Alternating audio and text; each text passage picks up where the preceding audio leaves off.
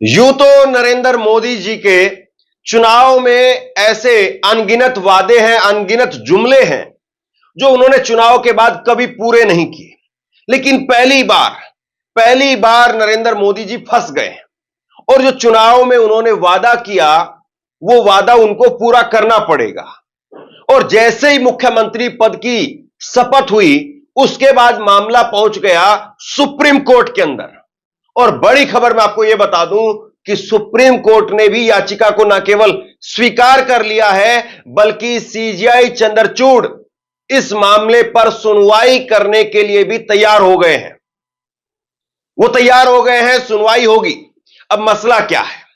मसला दरअसल चुनाव से पहले मोदी जी घूम घूम करके एक वादा कर रहे थे। हालांकि वैसे चुनाव में घूम घूम करके वादे करना, जुमले देना, ये नरेंद्र मोदी की राजनीति का स्टाइल है। और इसमें 15 लाख से लेकर के 2 करोड़ नौकरियों से लेकर के किसानों की दुगनी आय से लेकर के अनगिनत चीजें इसमें गिनवाई जा सकती है। ऐसे ही नरेंद्र मोदी जी ने इस बार जम्मू कश्मीर के चुनाव के अंदर जम्मू कश्मीर के लोगों से एक वादा किया कि सेंट्रल गवर्नमेंट ही आपको स्टेटहुड का दर्जा देगी, यानी पूर्ण राज्य का दर्जा आपको मोदी सरकार ही दे सकती है। कांग्रेस जीतेगी तो कांग्रेस के बस की बात नहीं है क्योंकि वो सेंटर में नहीं है। अगर एनसी को आप वोट देते हैं, नेशनल कॉन्फ्रेंस को आप वोट देते हैं, तब भी कोई फायदा नहीं है, पीडीपी को भी कोई फायदा नहीं है। लेकिन खैर लोगों ने उनकी वो फायदे वाली बात तो मानी नहीं और अब नेशनल कॉन्फ्रेंस की, कांग्रेस की वहां पर सरकार बन गई है। उमर अब्दुल्ला मुख्यमंत्री बन गए और इसके बाद में याचिका पहुंच गई सुप्रीम कोर्ट के अंदर। सुप्रीम कोर्ट में याचिका पहुंच गई है और सुप्रीम कोर्ट में कहा गया कि हमें हमारा पूर्ण राज्य का दर्जा बहाल किया जाए और केंद्र सरकार के उस फैसले, उस वादे को भी आधार बनाया गया है जिसमें केंद्र सरकार ने कहा था कि हमने जो यूटी का दर्जा दिया है, यानी केंद्र शासित प्रदेश बनाया है जम्मू कश्मीर को, वो अस्थायी तौर पर है। अगर अस्थायी तौर पर आपने जम्मू कश्मीर को केंद्र शासित प्रदेश बनाया है तो आप बना दीजिए उसको स्थायी तौर पर राज्य, क्योंकि कोई अड़चन नहीं, कोई दिक्कत नहीं। वहां पर अपने जनप्रतिनिधि है, आराम से शांति से चुनाव संपन्न हुआ है, सब कुछ तो शांत है और सारी पार्टियां उसमें मांग कर रही हैं कि आप स्टेटहुड का दर्जा दे दीजिए। तो फिर दिक्कत क्या है, यह सवाल खड़ा हो गया। खबर आपकी स्क्रीन पर है। जम्मू कश्मीर स्टेटहुड का मामला सुप्रीम कोर्ट पहुंचा। याचिकाकर्ता ने 2 महीने में पूर्ण राज्य का दर्जा देने की मांग की। सीजेआई सुनवाई को तैयार हो गए हैं। तो बड़ी खबर जो है वो निकल करके सामने आई है। याचिकाकर्ता ने कहा है कि 2 महीने के अंदर अंदर जम्मू कश्मीर में रिस्टोर किया जाए दोबारा से स्टेट का दर्जा, ये स्टेटहुड का दर्जा जो है उसको दोबारा से दिया जाए। जम्मू कश्मीर को 2 महीने में पूर्ण राज्य का दर्जा देने की मांग वाली याचिका पर सुनवाई के लिए सुप्रीम कोर्ट तैयार हो गया है। एडवोकेट गोपाल शंकर नारायण ने जहूर अहमद भट्ट और खुर्शीद अहमद मलिक की ओर से यह याचिका लगाई है। सीजेआई डीवाई चंद्रचूड़ ने कहा है कि वो इस पर सुनवाई करेंगे।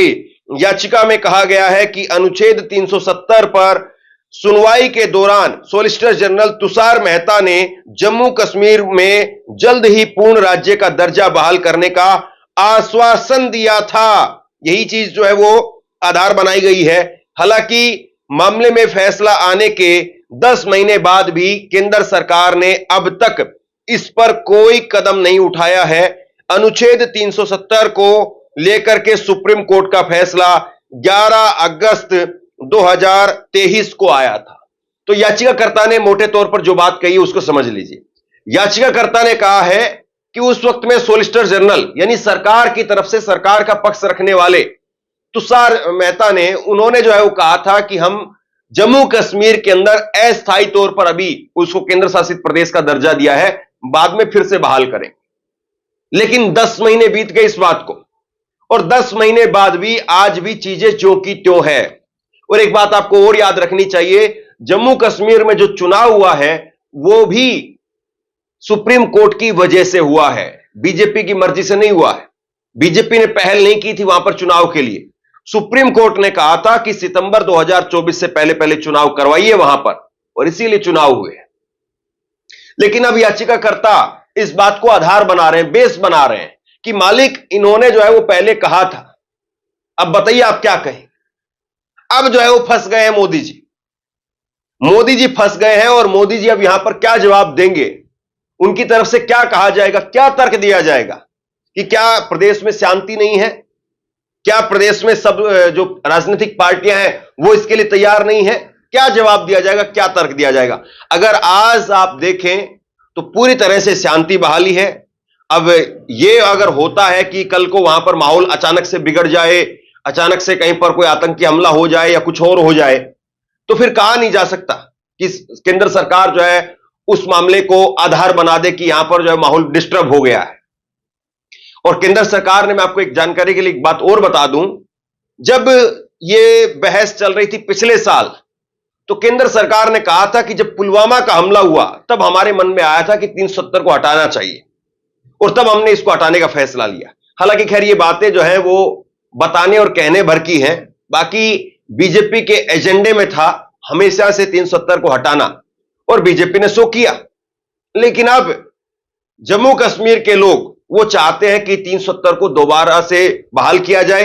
अब 370 को आप नहीं कर रहे हैं तो चलिए कम से कम पहला जो कदम है वो तो आप लीजिए, ताकि आपकी नियत पर थोड़ा सा लोग वहां पर विश्वास करें कि चलिए कम से कम एक काम हुआ तो दूसरा काम भी होगा। आप उनको स्टेटहुड का दर्जा तो दीजिए। ये एक बड़ी लड़ाई जो है उसकी शुरुआत हो रही है। याचिका में कहा गया है कि यह संघवाद की मूल विशेषता का उल्लंघन है, यह जम्मू कश्मीर के लोगों के अधिकारों को प्रभावित करता है, इसलिए कोर्ट केंद्र सरकार को जम्मू कश्मीर का पूर्ण राज्य का दर्जा बहाल करने का निर्देश दे। केंद्र सरकार ने 5 अगस्त 2019 को जम्मू कश्मीर से अनुच्छेद 370 को हटाने के साथ ही प्रदेश का पूर्ण राज्य का दर्जा खत्म करते हुए उसे 2 यूनियन टेरिटरी जम्मू कश्मीर और लद्दाख में बांट दिया था। तो अब जो अपील दी जा रही है, अपील जो की जा रही है, वो ये कहा जा रहा है कि ये जो भारत का संघवाद है, ये संघ वो आरएसएस वाला नहीं, भारत का जो एक फेडरलिज्म स्ट्रक्चर है उसको जो है वो प्रभावित करता है कि आप एक राज्य के अधिकारों को कुचलते हुए, एक राज्य के अधिकारों को दरकिनार करके आप केंद्र से सरकार को चलाना चाहते। अभी भी देखिए, बड़ी बात आप ये भी समझिए, टीवी पर इस वक्त में जम्मू कश्मीर को लेकर के जो बहस होती है उसमें यह उदाहरण दिया जाता है कि क्या दिल्ली की तर्ज पर ही जम्मू कश्मीर चलेगा। जैसे दिल्ली चलता है, यहां पर अरविंद केजरीवाल और उपराज्यपाल के बीच में जो टकराव होता है, फिर उसके बाद में शक्तियां उसके पास में नहीं है, दिल्ली के पास में नहीं है पुलिस की या और बाकी अन्य ट्रांसफर पोस्टिंग की, और सुप्रीम कोर्ट ने उस पर फैसला दिया भी तो मोदी सरकार उसको पलटते हुए अध्यादेश ले आई और बाद में ट्रांसफर पोस्टिंग का जो मामला था वो केंद्र सरकार ने कानून बनाकर के अपने अधीन कर लिया। अब टीवी में जब भी डिबेट होती है इस मुद्दे को लेकर के तो बार बार यही कहा जाता है कि साहब जिस तरीके से दिल्ली चलता है उसी तरीके से अब जम्मू कश्मीर चलेगा। ये बड़ी एक तरीके से जो है वो बड़ी बेतुकी बात है कि आपने एक राज्य को जो है या एक केंद्र शासित जो प्रदेश है दिल्ली, उसको जो है वो एक तरीके से पैरालाइज कर दिया है जो नीतियों के तौर पर, और आप दूसरे राज्य को भी उसी तरीके से करना चाह रहे हैं। ये कोई सही बात नहीं है। मतलब न्यूज चैनलों का काम यह है कि आप लोगों को यह बताएं कि आपके पास में क्या था, क्या है और क्या हो सकता है। आप ये कहें कि नहीं उसके पास में भी ऐसा कुछ नहीं और अब तुम्हारे पास में भी ऐसा हो जाएगा। मतलब ये एक तरीके की जो है वो ऐसी बात है जिसको कभी भी जो है, जो देश के संविधान में जो यकीन करने वाले लोग हैं वो कभी इसका सपोर्ट नहीं कर सकते हैं। क्योंकि अगर इस तरीके से होगा जैसे आज दिल्ली में केंद्र की सरकार कर रही है, और हो सकता है कि कल को कांग्रेस की सरकार केंद्र में आ जाए और बीजेपी की सरकार दिल्ली के अंदर आ जाए, और यही अगर कांग्रेस की सरकार दिल्ली की भाजपा की सरकार के साथ में करने लगे तो फिर बताइए उसको क्या याद आएगा। क्या उसको ट्रांसफर पोस्टिंग वाली चीज नहीं चाहिए होगी, या ये बीजेपी ये मान करके चल रही है कि दिल्ली में अब हम सत्ता में लौटेंगे नहीं और केंद्र से ही हम दिल्ली को चलाते रहेंगे और जो दिल्ली की सत्ता है वो हमारे हाथ में रहेगी। ये अपने आप में सोचने वाली बात है। और इसीलिए अब जो है वो सवाल ये उठ रहा है कि उमर अब्दुल्ला क्या वाकई वो जम्मू कश्मीर के मुख्यमंत्री के तौर पर वो कोई एक उदाहरण सेट कर पाएंगे। आपको जानकारी के लिए एक और बात बता दूं, मैं जम्मू कश्मीर में उमर अब्दुल्ला आखिरी मुख्यमंत्री थे जिन्होंने अपना 6 साल का कार्यकाल पूरा किया। जम्मू कश्मीर में 6 साल का कार्यकाल होता था पहले, बाकी पूरे देश में जो है वो 5-5 साल का कार्यकाल होता था, लेकिन जम्मू कश्मीर में 6 साल का कार्यकाल होता था। और उमर अब्दुल्ला इकलौते आखिरी मुख्यमंत्री हैं जिन्होंने 6 साल का कार्यकाल पूरा किया। महबूबा मुफ्ती और उस वक्त में बीजेपी की सरकार चल रही थी, लेकिन 2014 में चुनाव हुए थे।